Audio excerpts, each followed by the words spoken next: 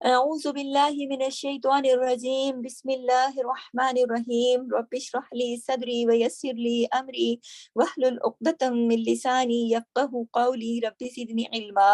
اللہم فقہنا فی الدین آمین اللہم صلی علی محمد وعلی آل محمد۔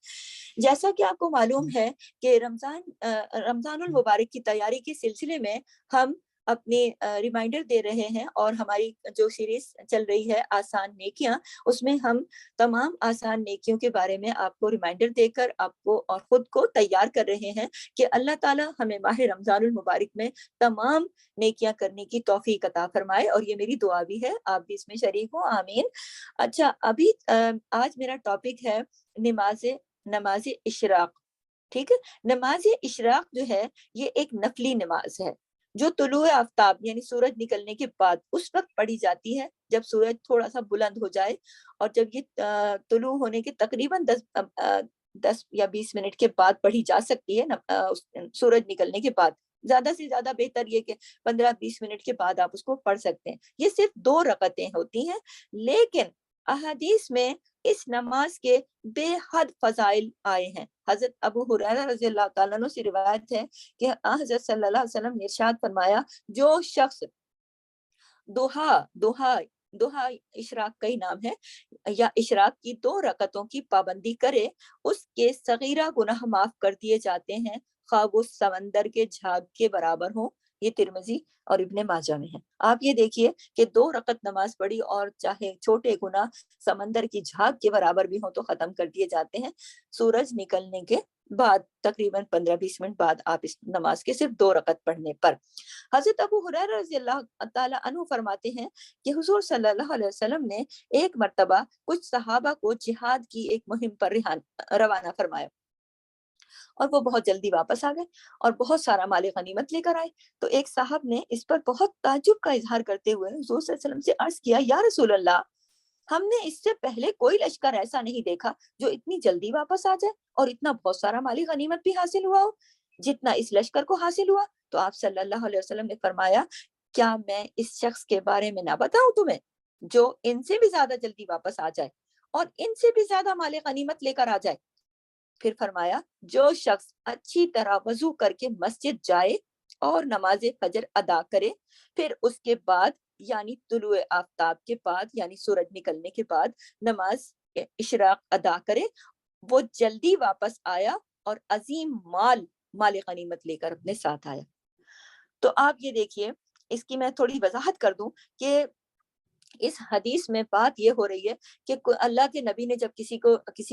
لشکر کو بھیجا کوئی جگہ فتح کرنے کے لیے، تو وہ بہت جلدی اپنا کام نپٹا کے وہاں فتح یابی حاصل کر کے اور بہت سارا مال غنیمت لے کر خوشی خوشی واپس آ گئے۔ اب اللہ کے نبی کی حکمت تھی، گفتگو کرنے کا طریقہ یہ تھا کہ وہ ہمیشہ کوئی بات ایسی ہی کرتے تھے کہ اس میں کوئی نہ کوئی حکمت ہوتی تھی، تعلیم دے دیتے تھے وہ باتوں باتوں میں۔ تو کسی شخص نے جب تعجب کا اظہار کیا کہ یہ تو ایسا تو کبھی نہیں ہوا، تو یہ تو بڑی جلدی واپس آ گئے، ظاہر ہے اتنی دور چل کے گئے، گھوڑوں پہ گئے، جیسے بھی گئے اور اتنی جلدی واپس آئے اور اتنا بہت سارا مال غنیمت بھی سمیٹ کے لیے آئے، ہم نے تو ایسا پہلے کبھی نہیں دیکھا۔ تو نبی کریم نے اسی بات کو جواز بنا کر یہ کہا کہ میں اس سے بھی زیادہ اجر کمانے والے کا تمہیں بتاؤں کہ یعنی یہ تو دنیا کا کر کے آ گیا نا، دنیا کی فتح اور دنیا کا مال غنیمت، تو اللہ کے نبی نے طریقے سے یہ بتایا کہ تمہیں آخرت کی کامیابی اور بہت سارے مال غنیمت سے کا نہ بتا دوں، اس شخص کا نہ بتا دوں کہ جو شخص صبح مسجد جاتا ہے اور وہاں پر نماز پڑھنے کے بعد تھوڑا رکا رہتا ہے اور سورج نکلنے کے بعد 2 رکعتیں پڑھ کر آتا ہے، وہ اس سے زیادہ فضیلتیں حاصل کرتا ہے، وہ اس سے زیادہ مال غنیمت عظیم، وہ کون سا مال، اتنا ثواب، اتنا زیادہ ثواب، چھوٹی سی نیکی، آسان نیکی اور ڈھیروں ثواب، کتنا جتنا کہ وہ نبی نے فرمایا کہ اس لشکر میں جو مال غنیمت ہے اس سے بھی کہیں زیادہ اور اس سے بھی کہیں زیادہ جلدی، یعنی تھوڑی سی دیر میں کتنا بڑا اجر و ثواب ہے۔ حضرت ابو ذر غفاری رضی اللہ تعالیٰ عنہ کی وہ حدیث جو پیچھے بھی ہم آپ کو سنا چکے ہیں کہ جس کا مفہوم ہے نا کہ انسان کے جسم میں جو 360 جوڑ ہیں، ان میں سے ہر ایک کو جہنم کی آزادی دینے کے لیے ہر انسان کو کم از کم دن میں 360 نیکیاں کرنی چاہیے۔ میں نے آپ کو بتایا ہے نا پہلے بھی کہ انسان کے جسم میں 360 جوڑ ہیں، اور 360 جوڑوں کے لیے کم از کم انسان کو صدقہ اگر کرنا ہے یا ان جوڑوں کو جہنم کی آگ سے آزاد کرنا ہے تو انسان کو دن میں کم از کم 360 نیکیاں کرنی پڑیں گی. تو پھر حضور صلی اللہ علیہ وسلم نے وہ نیکیاں بھی بیان کر دی نا کہ جن سے یہی مقصد حاصل ہو جائے گا. وہ کیا نیکی ہے؟ وہ یہی تو نیکی ہے کہ آپ نے 2 رکعت پڑھی. تو چنانچہ اس موقع کے اوپر بھی فرمایا نبی کریم نے کہ ایک مرتبہ سبحان اللہ کہنا ایک نیکی ہے، الحمدللہ کہنا ایک نیکی ہے، لا الہ الا اللہ کہنا ایک نیکی ہے، اللہ اکبر کہنا ایک نیکی ہے. کسی کو نیکی کا حکم دینا بھی ایک نیکی ہے، کسی کو نیکی کا حکم دینا بھی ایک نیکی ہے، اور کسی کو برائی سے منع کرنا بھی ایک نیکی ہے. پھر یہ ساری فہرست بیان کرنے کے بعد آپ صلی اللہ علیہ وسلم نے فرمایا اور ان سب نیکیوں کے بدلے 2 رکعتیں بھی کافی ہو سکتی ہیں جو کوئی شخص اگر اشراق کے وقت اس 2 رکعت کو ادا کر لے. اللہ اکبر کبیرہ. یعنی کہ آپ دیکھیے یہ 360 جوڑ ہیں جسم میں، اور آپ ایک ایک کر کے اگر نیکی کر رہی ہیں اور آپ نے سارے دن میں 360 نیکیوں کو جہنم کی آگ سے آزاد کرنا ہے تو آپ نے 2 رکعتیں اشراق کی پڑھ لی، آپ کے 360 جوڑوں کا صدقہ ہو گیا اور جہنم کی آگ سے بچت بھی. تو آپ یہ دیکھیے کہ یہ نماز کتنی زیادہ امپورٹنٹ ہے، کتنی زیادہ فضیلت رکھتی ہے، کتنی اہمیت ہے اس کی. تو اس کے معنی یہی ہے نا کہ یہ 2 رکعتیں 360 نیکیوں کے قائم مقام ہیں، یعنی ان کے برابر ہیں. اور اشراق میں افضل طریقہ یہ ہے، بہترین طریقہ یہ ہے کہ فجر کی نماز پڑھ کر انسان اسی جگہ بیٹھ کر ذکر کرتا رہے اور سورج نکلنے کے بعد پھر اشراق پڑھ لے. تو حدیث میں اگر بندہ بیٹھا رہے اپنی جگہ پر، ایک بات بتا رہی ہوں غور سے سنیے، اگر نماز پڑھنے کے بعد وہیں بیٹھ کر تلاوت کر لی، وہیں بیٹھ کر اذکار کر لیے فجر کے، وہیں بیٹھے بیٹھے آپ نے اپنی تسبیح کر لی، جو بھی آپ نے کرنا ہے، آپ اپنی تلاوت قرآن، دعائیں، اذکار سب کر لی آپ نے، اس کے بعد سورج نکلنے کے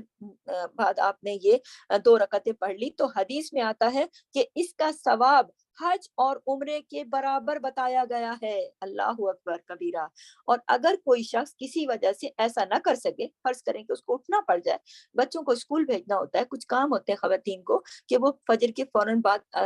جب تک سورج نکلتا ہے اشراق تک کا ٹائم ہوتا ہے تو انہیں دوسرے کام کرنے پڑتے ہیں، اٹھنا پڑتا ہے. ایسا نہ کر سکے تو دوسرا کام کرنے کے بعد بھی اگر اٹھ جائے تو اس کا مطلب یہ نہیں کہ پھر اشراق ہی نہ پڑھے، اشراق پڑھے، پھر وہ جب اشراق کا ٹائم ہو جائے تو 2 رکعتیں پڑھے اور ڈھیروں ثواب حاصل کرے. لیکن اگر کوئی شخص جیسا کہ بیٹھا رہتا ہے اور انتظار کرتا ہے اور وہیں پر تلاوت کرتا رہتا ہے، دعائیں کرتا رہتا ہے اور اس بات کا منتظر رہتا ہے کہ آج حج اور عمرے کا ثواب لے کر ہی اٹھوں گا، تو آپ یہ دیکھیے کس قدر آسان نیکی ہے. حج اور عمرہ کرنے کی کس کو خواہش نہیں ہے؟ ہر ایک کو خواہش ہے نا، ہر ایک کی تمنا ہے نا، ہر ایک کی جستجو ہے نا، ہر ایک کی دعا ہے نا کہ اللہ مجھے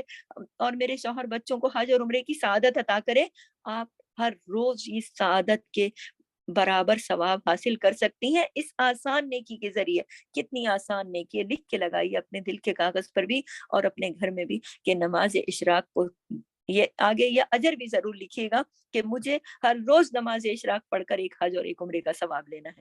مجھے ہر روز ایک حج اور عمرے کا ثواب لینا ہے. تو آپ کا حج اور عمرے دیکھیں اللہ کے نبی نے جو فرما دیا، اللہ آپ یہ نہ سوچئے نہ تو میں مکے گئی نہ مدینے میں رہا، حج کیسے؟ اللہ کی رحمتیں بے حساب ہیں. اگر وہ ساری دنیا کے جن و انس کو جمع کر کے ساری خواہشیں پوری کر دے تو بھی اللہ کے خزانوں میں اتنا بھی کم نہ ہوگا جتنا کہ ایک سمندر کے اندر سوئی کو ڈبو کے باہر نکالو اور سوئی کے ناکے میں جتنا پانی آتا ہے اتنی بھی اللہ کی رحمت کم نہ ہوگی. اللہ کی رحمت اتنی زیادہ وسیع ہے، یہ ہماری ہی تنگ نظری ہے کہ ہم ایسی باتیں سوچتے ہیں. اللہ تعالیٰ کے بارے میں بہت وسیع ہو کے سوچیں. اللہ تعالیٰ چاہے تو ساری خلقت کے لوگوں کو، ساری جن و انس کو حج اور عمرے کے ثواب دے سکتا ہے، اس کی رحمتوں میں کوئی کمی نہ ہوگی. یہ تو ہمارے اپنے ذہن پر ہے، ہمارے اپنے سوچ پر ہے کہ ہم اللہ تعالیٰ کی بڑائی کو سامنے رکھتے ہوئے یہ یقین کے ساتھ کریں تو انشاءاللہ تعالیٰ آپ ہر روز اپنی اس آسان ترین نیکی کے ذریعے حج اور عمرے کا ثواب حاصل کر سکتی ہیں. تو کوشش یہ کریں، رمضان کا مہینہ آ رہا ہے تو کوشش یہ کریں کہ جس وقت آپ سحری وغیرہ کر لیتی ہیں تو اچھے سے ایک تو وہ سحری کا ٹائم بہت امپورٹنٹ ہوتا ہے، اس کو ضائع نہیں کرنا. اور اس وہ انشاءاللہ رمضان کی کلاسز میں دوبارہ بھی عرض کروں گی. ابھی چونکہ آسان نیکیوں کا ٹاپک ہے تو آسان نیکی کو ہی وضاحت سے آپ کے سامنے پیش کیا ہے کہ آپ فجر کی کوشش یہ کریں کہ فجر کی نماز کا تازہ وضو کے ساتھ بیٹھیں تاکہ آپ پھر بیٹھ سکیں دیر تک اور اپنا تلاوت کریں، اپنی تسبیح، اپنی اذکار کی جو بھی اگر کتابیں ہیں دعاؤں کی، اپنے قرآن وغیرہ سب کچھ اپنے پاس رکھیں تاکہ آپ کو بار بار اٹھنا نہ پڑے، اور اپنا دھیان سے اپنی نماز پڑھنے کے بعد اپنے ذکر و اذکار کریں، اللہ کی تسبیح کریں، تلاوت قرآن کریں اور دعائیں مانگیں، اور بس اتنی سی دیر میں آپ کو پتہ ہے کہ سورج تو پھر نکل آتا ہے، تو پھر اس کے بعد آپ اپنا یہ سلسلہ جاری رکھیں، اور اس کے بعد تقریباً 15 منٹ کے بعد آپ اس کو نماز، یا 20 منٹ کے بعد کر لیں جیسے آپ کو بہتر لگتا ہے، آپ لیکن تھوڑا سورج اوپر آ جائے تو 10-15 منٹ ہو جائیں، اس کے بعد آپ اپنی نماز اشراق ادا کریں اور اللہ سے دعا کریں، اپنے 360 جوڑوں کو جہنم کی آگ سے آزاد کریں اور ایک حج اور عمرے کا ثواب بھی لیں۔ کتنی آسان نیکی ہے اور کتنا بڑا اجر و ثواب ہے، اس کی توفیق اللہ تعالیٰ آپ کو بھی دے، مجھے بھی دے، ہماری آل اولاد نسلوں کو دے۔ اس بات کو اپنے گھر والوں کو بھی بتائیے گا، کوشش کیجیے گا، بچوں کو بتائیے گا اور عادت بنائیے گا، اور ہاں اگر کوئی مستقل نہیں بیٹھ سکتا تو وہ پھر اپنے بعد میں اپنے اشراق کا ٹائم تو چلتا ہے نا، کافی دیر تو ٹائم رہتا ہے نا، اس وقت اپنے اشراق کے نوافل ادا کر لے۔ سبحانک اللہم و بحمدک، نشہد ان لا الہ الا انت، نستغفرک و نتوب الیک۔ السلام علیکم ورحمۃ اللہ وبرکاتہ، جزاک اللہ خیر۔